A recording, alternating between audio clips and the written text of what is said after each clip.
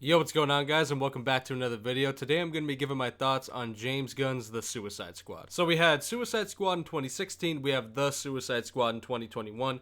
Big ol' fucking difference. Obviously there, I mean the titles. When it comes to the movie, well, let's just say The Suicide Squad does absolutely everything better than Suicide Squad 2016. And to be honest, that statement was not really meant to shit on the 2016 version, even though it totally does. It's mainly to highlight how that movie was just passable in my eyes. If you want to see my full thoughts on that, I did make a video on it. But to me, that's an okay movie. When it comes to The Suicide Squad, this is possibly a top 10 movie for me, and definitely a top 10, possibly top 5 superhero movie. It's funny that there are people that live in dipshit land that are thinking that James Gunn is going to make anything but a bunch of bangers while being the, the head of DC or whatever. I don't mean to be mean, but Jesus Christ, this man's track record speaks for itself. He makes good stuff, and I trust what he's going to do with the DC stuff. When it comes to the Suicide Squad, though, I really feel like this movie is almost perfect. There's like a little spot in the middle when it comes to Harley, and I don't think it's bad by any means, but there's like some Harley stuff, and then like, I don't know, like the storylines are kind of converging, and it feels like there's a little point in the middle where it gets a tiny bit off track for me,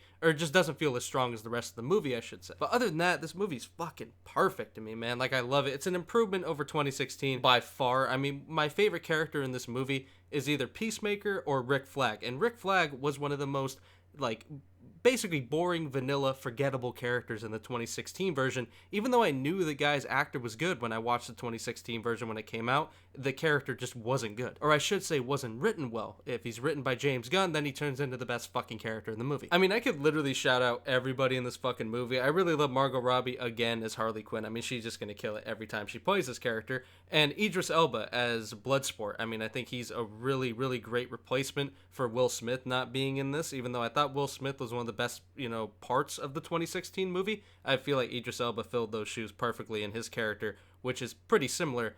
Like, it works insanely well. Pacing's great, CGI's great, I love the action, I love the entire ending of this movie. I feel like it's super poetic and really, really good. I mean, there's just a lot of things about it that I could rave about. But bottom line, after the movies I've talked about the past few days, which are Suicide Squad and Birds of Prey, I feel like this is obvious. I mean, I love Birds of Prey, and 2016's down there a bit, but still passable. I feel like The Suicide Squad is just a fantastic movie. Like I said, it's verging on top 10. It's like one of those things where I just have to go and count out my top 10 movies, and this one would definitely be up there. I love it to death, and I'll probably watch it till I die.